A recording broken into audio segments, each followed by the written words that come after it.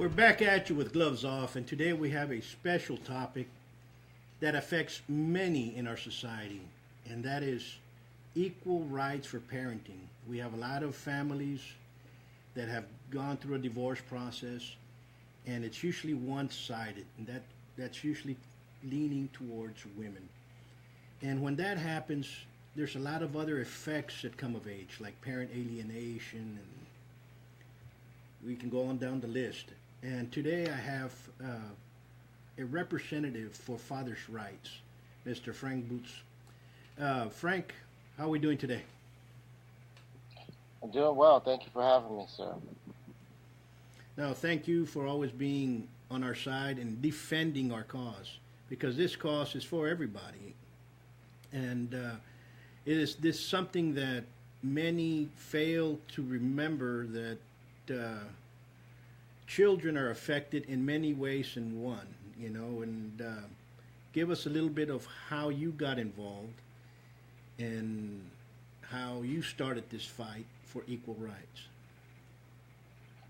Well, my journey started back in, 2010 or 11. My son was born, and my one and only child, Jacob, was born in October of 2010, and very shortly thereafter, about 5 or 6 months into his life, I was served divorce papers and also hit with a protective order, which in the divorce industry is known as the silver bullet, And so I went from, seeing my kid every day to an outcast and having to beg and pay for rights, essentially.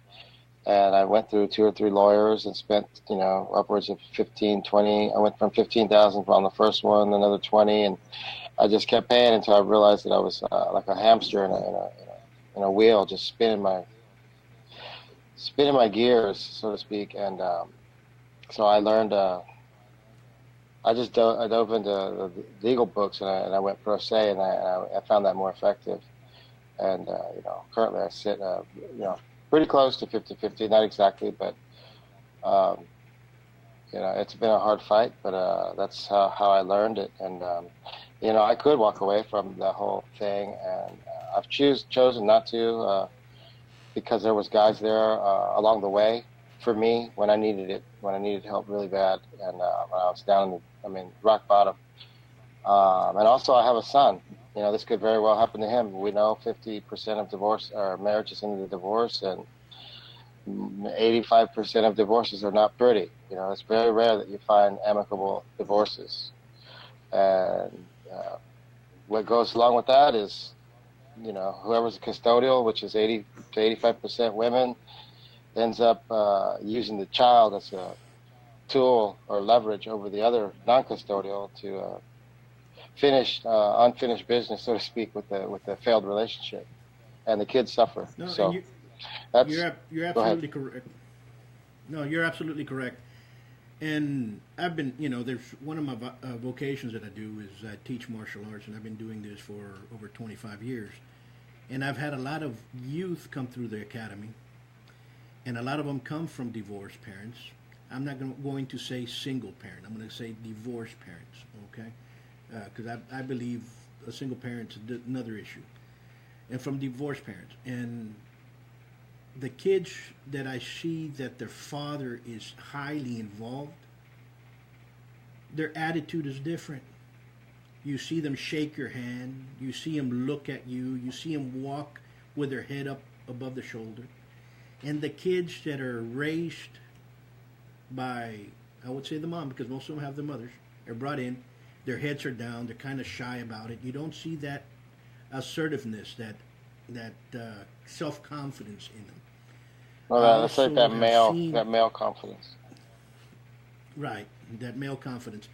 And I've also seen many mothers bring in their kids, and they have more problems than one, especially the divorced ones. Usually they cannot pay their tuitions. Usually they use the child against the father. Usually in front of everybody in the room and other teachers, they're always belittling the ex. granted, martial arts schools and gyms and everything, they work on tuition basis, and every month, usually, the majority of these women always pay late or don't have enough. And once a nice person and says, okay, keep your child in there. You're not going to kick out the young lad or lass from training, right?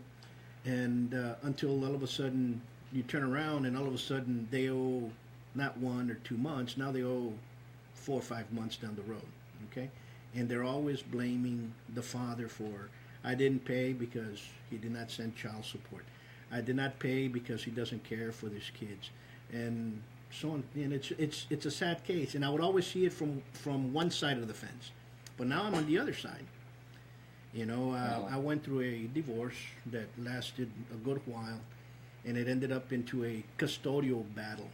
And what I noticed was it was a lawyer's vengeance more than the ex. Okay, you have an ex here that's disgruntled, but you have the lawyer really manipulating the whole situation. What do you say about that? Well, that's extremely complicated. I could spend an hour on that. First of all, I don't think that. Why do we need lawyers? Why do we need lawyers to go to the court and tell the judge, okay, just the paper that you signed to officialize us in marriage, can you just dissolve it? Why do we need a lawyer to speak for us? The whole thing's a racket. From the judge all the way down to the lawyer, down to the custody evaluators, down to the guardian ad litems. They're all involved in the racket of separating children from parents and profiting off of it. So, of course, the lawyers are motivated to increase conflict. That's that's their money maker. It's like a landscaper's money is the grass growing. A lawyer, their money is conflict. So, and it's no, surprise that they're the main opposition to the equal parenting bills that we've proposed in the last 2 legislative sessions here in Texas. The main opposition is the Family Law Foundation out of Austin, who represents all the family law attorneys, and the Texas State Bar. They don't want to see conflict diminish. They want to see it increase, or at least sustain itself the way it is now. That's a sad note of our society. It's a sad key that lawyers are the actual ones that actually do not want to see the child benefit. I think if you have a troubled child growing up, well, that troubled child is going to end up in drugs, and guess what? Lawyers going to represent them when they get in trouble, and here goes in juvenile court, and later on it goes into adult court, and it's a cycle that many of these attorneys live off of, and you're absolutely correct. Mr. Butts, one thing that I'm going to ask you, because I remember when I first got involved with the father's rights and the equal rights. It's Bustos. Bustos. And excuse me for that, Bustos. What we need to understand is there was a bill that was taken to legislation, right? There was a bill this is the second my second go around with this trying to promote a equal parenting bill in Texas. The first one was in 2015, and that one died in the calendars committee at the hands of Debbie Riddle out of Montgomery.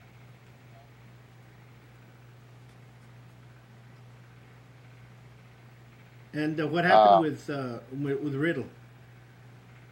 Well, she was a 14-year, 7-term incumbent, and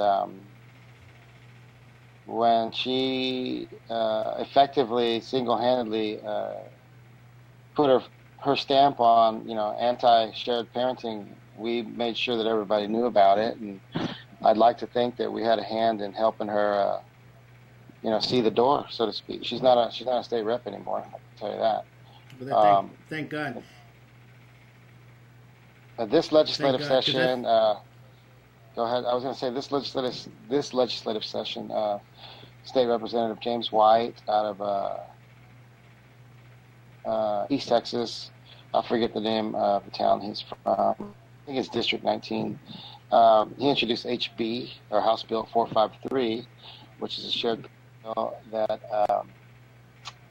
would have improved the family code. It's not perfect, but regardless, he introduced it and or authored the bill, and him and the committee. It was in the Committee of Juvenile Justice and Family Issues, and the committee chair is run by a man named Harold Dutton out of Houston area. And those two guys played hot potato with that bill and never put it on the table and let the public come in and testify on it. They never actually called it for a public hearing, which is pretty ironic because it was the third most popular bill in the Capitol this session. They have a website called LexiScan or Lexicon, something like that. And you can go on there and you can see which bills are the most hot topic or hot button bills. And of course, the bathroom bill was one.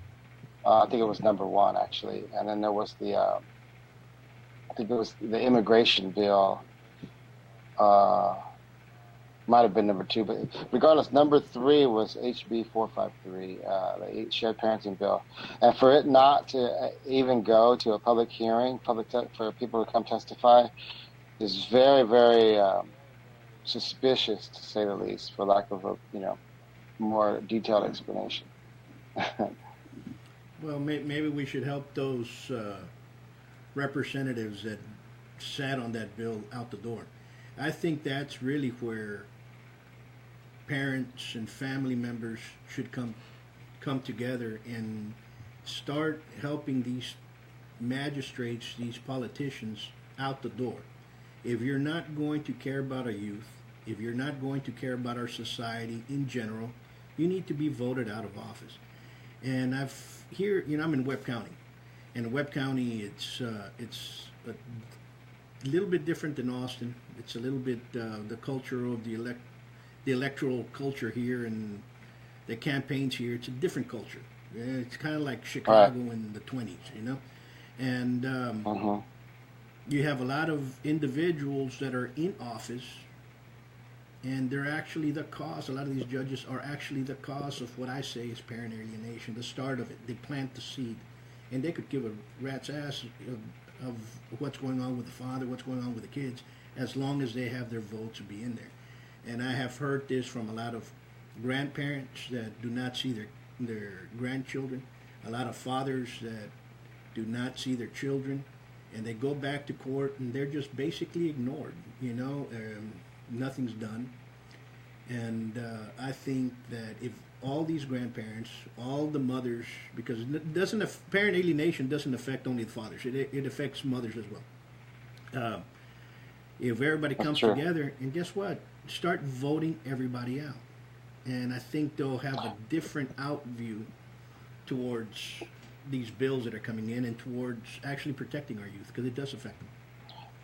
Well, that's the thing. That's the thing that's what I try to do with this. So you see this flag behind me, banner.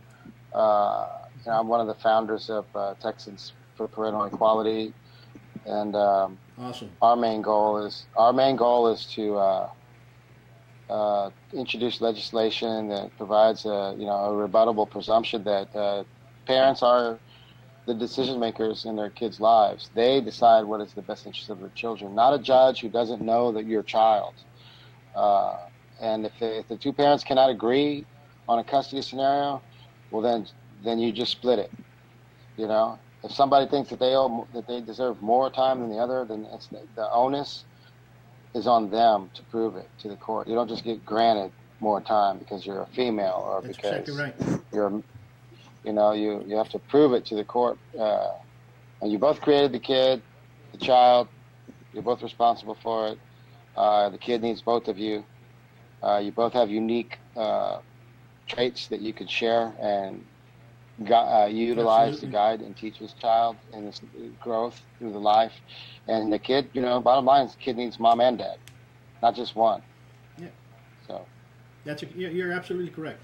You're absolutely correct. And there is a lot of, we're going to see a lot of women posting up, the deadbeat dad. There's a lot of deadbeat dads. There's a lot of worthless individuals out there that unfortunately, they fathered a child and they're not involved. We're not talking about you guys. We're talking about the ones that love their children. Right. Okay, and Sure. those are the ones that we're talking about. They always come up with child support. Well, he did not pay the child support, so I'm not going to allow him to see the kids. Wait a minute. You have to allow him. It's a law. You're breaking the law. Right. Am I right? Well, yeah. You touched on it a second ago about. To me, the root of the problem starts with the family courts. It starts with the judge, Yes. who is the tip of the iceberg of the family court. But really, that's just the messenger. The whole system is a machine, and the machine runs on the division or the unequal division and dispersion of time with the child. You have to allocate somebody as a custodial parent and the other person as a non-custodial in order to initiate child support cases. And the state makes money through federal grants and kickbacks off of child support cases through the Title IV-D Social Security Act. And so, that's another reason they're not very big on shared parenting, because they would lose money, essentially. They'd rather... I guess they don't think as far as the ramifications or the negative effects that fatherless children have on our society down the road. But it is a bad negative effect, because if you just look around, just go to the prison. My tío, my uncle, was a minister, and he used to go preach in prisons, and he would tell me that everybody he talks to in there, they didn't have a father growing up. So no, you're absolutely correct. It affects society. It's not just this one. I may feel it in my personal small little family or my life, but in reality, you keep producing kids over and over and over without dads, it's going to affect society at large, and it's not in a positive way. I see it. You're absolutely correct. I see it every day. I see it with kids that come into young adults that come into the school. The ones that have a father figure or both parents in there, they're a little bit stable. The other kids are lost in space. They're out in limbo someplace, and you're trying to get them back, and you talk to them, and their ideology's not there, and that puts a little fear into me, because the way these the best case scenario, in a bad situation, which is divorce, is to have mature adults that are willing to put aside their discontent with one another and realize, hey, this job is over. We're not going to be a couple anymore, but we still have another job in front of us to be mom and dad to this child, and to not view one another as superior than the other. And that goes both ways, from a man's perspective or from a woman's perspective. And from my experience, it takes really two people that are really big and mature to do that, and it's very rare. And that's why lawyers are getting richer, and all we're doing when we hire these lawyers and fight over children is we're just putting those lawyers' kids to college, and not our own. You touched on something right there. This weekend on Friday, you're having a rally in Austin, aren't you?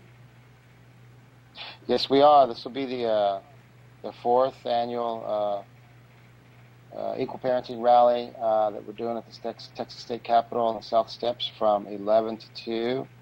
There'll be hundreds of parents showing up, converging on the Capitol, sharing their stories, networking with one another, and we'll have a few attorneys there speaking on behalf of shared parenting and the importance of it. And I encourage anybody that's going through a divorce or has been going through it or has children or grandkids or family members going through it to get in your car and head down to Austin for a few hours. It's a super important cause, and things aren't going to change on their own. We have to get up there and let these state officials know that we mean business, that these are our children, and we're going to fight for them. We're not going to just lay down and let you just take them the way it's been going for 30 or 40 years now. Time that it's over. That's over. We realized what a farce that was and how ridiculous that is. The best interest, the courts. How is the court going to know the best interest of your child or my child? They don't even know my kid's name. You're absolutely correct, and that's where it has to start. And you have our support on that. And I'll drive up there in Austin this Friday, and we'll be part of that. We'll see you there at 11. But there's something else that we touched on early part of the show, was the silver bullet. And explain to us what the silver bullet is that everybody always talks about. Okay. Well, yeah, this has a 2 or 3 part explanation, but I'll just try to sum it up. The silver bullet in divorce and custody battles is when one of the partners chooses to bring false allegations and fraud upon the court and basically say, he pushed me, or they pushed me, I'm scared, I'm terrified, yada, yada, yada. And the next thing you know, the court will issue what's known as a protective order here in Texas. And the protective order is very, very powerful and lethal in a custody environment, because, I mean, it happened to me. As soon as you're hit with it, you're already behind the ball and 15 yards behind in a 100-yard dash. They'll kick you out of your house. They'll remove you from your house. They will grant custody to the accuser. Usually, I mean, let's just be honest, it's usually the woman that does this. And they'll also initiate child support payments while they're under the guise of temporary orders. However, they're not temporary. They end up being permanent orders. So essentially, what do people go to when they get divorced? What do they want when they're fighting? Usually they want the house, they want the children, and they want money. So the protective order gives it to you right up front before the divorce is even figured out or finalized.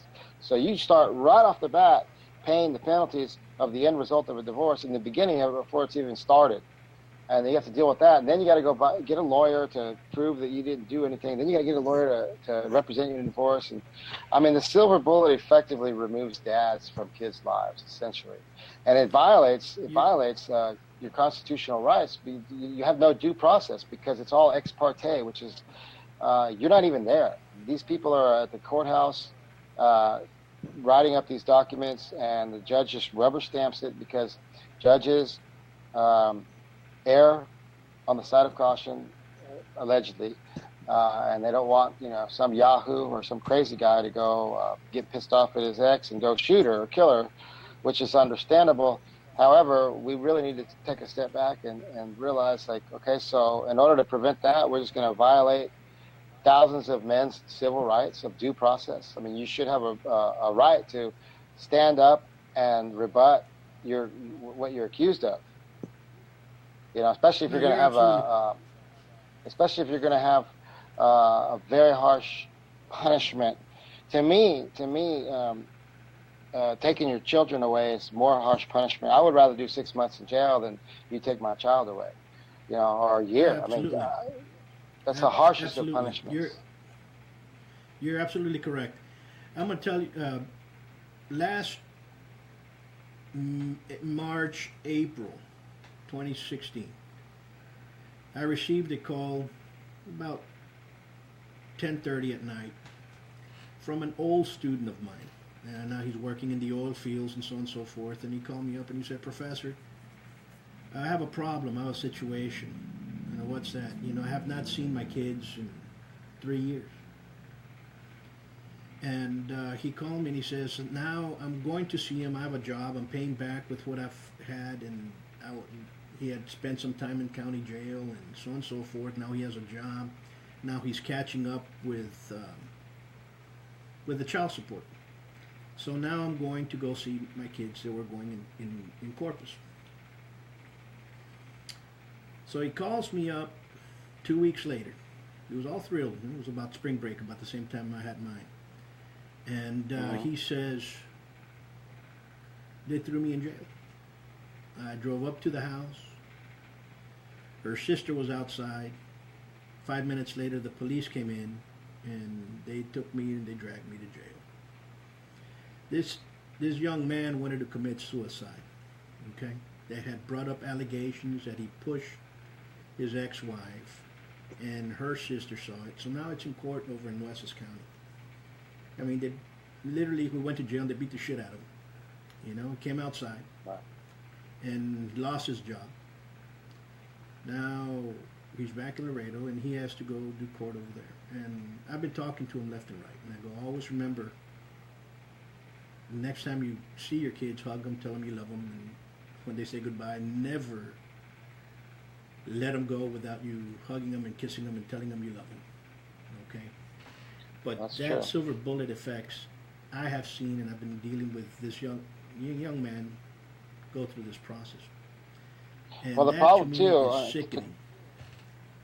But to compound the problem, not only are they doing it, but and they rubber stamp them. They hand them out like Girl Scout cookies. But to compound the problem is that the attorneys are advising this to their clients. You know, yeah, that's the problem. I mean, yeah, like when I got served with my divorce papers, it was attached to a protective order. And the more and more I'm hearing from other guys, and there's a high conflict divorce, there's usually divorce papers are attached with protective order. And it's a new method or strategy that attorneys are using that's extremely, extremely powerful, but it's also extremely unconstitutional and in violation of your civil rights. So, I mean, hopefully there will be a change to it. You know, like they don't even need evidence. Essentially, it's just a preponderance. It's just if the judge believes her, he's going to grant it. There's no evidence needed. Like in my case, there was no evidence because nothing occurred, but it didn't matter. And then when you got a protective order and you go into your divorce trial, you already look like the criminal. You're already marked. You're already the criminal. Yeah. And so, and you're somebody that the child needs to be protected from, which is amazing because 3 weeks or 4 months earlier, you were their biggest, protector. Protector. That's exactly right. I mean, you see it with attorneys here, and all of a sudden, they'll divorce so and so, and all of a sudden that same attorney that just divorced this man's going out with his ex-wife. You see that here in Laredo, left and right. I mean, these guys here are just scumbags, and the majority of them, they're a piece of work, and some of them are good, but the majority, you couldn't bring out fertilizer with them, not even good fertilizer, bad fertilizer with them. They're just a piece of work, and there's a bunch of them that are that way. I mean, here they'll threaten you, and they'll send somebody to threaten you, especially here in Laredo. And Webb County's bad, and it has I'm pretty convinced. I'm pretty convinced that I'm pretty convinced that it's hard to find attorneys in family law that have any kind of moral or ethical aptitude. Like, I think they've just thrown it out the window because there's no way they could do what they do and be like moral people. I believe that. No, you're on the right track. I mean, you're absolutely correct. Now, we can continue going on forever. This situation needs to start with us and with our immediate families, those that are being affected, and we all have to stand together. And stand together where? At the thing I wanted to add. At the election sites. Go ahead. I wanted to add something. If anybody's listening that's like walking into a divorce, that's going to go into a custody fight or something, when they come time to choose an attorney, because not everybody's going to take the route that I took. I mean, that's I went and I hit the books and I learned the laws and I wrote up my own motions and I did everything that an attorney does essentially, because I just lost faith and trust in attorneys. Not everybody's going to do that or has time to do that. However, what I was going to say is, when you go to hire an attorney, ask them if they're a member of the Family Law Foundation. And if they are, then just turn around and walk out the door, because that foundation is the lobbying arm of the Texas State Bar and of all the family lawyers that opposed House Bill 453, the Equal Shared Parenting Bill. So you know right off the bat, if they're a member of that group, that you essentially, especially if you're a man and you're in there fighting for extra time just to get close to equal, as close as you can, that you're hiring somebody that doesn't believe that you should be equal. So why would you do that? I mean, why would think about it? No, you're absolutely correct. What's the name of the foundation again? The Texas Family Law Foundation. Texas Family Law Foundation. Mm-hmm. Jot that down. Yep. If your attorney's a member, if you're looking for an attorney and that attorney's a member of that foundation, walk out the door. Walk out the door. Seriously. Seriously, no, absolutely. Number one, we'll see you on Friday at the rally. Yes, sir. Second, 11 to 2. Mm-hmm. 11 to 2. So we'll see you there. Thank you again for your time. Great. Thank you for having me. Safe. I appreciate it. You have a wonderful day, sir. Thank you very much. I look forward to meeting you on Friday. Thank you. We'll be there. Bye. Until next time, and gloves off.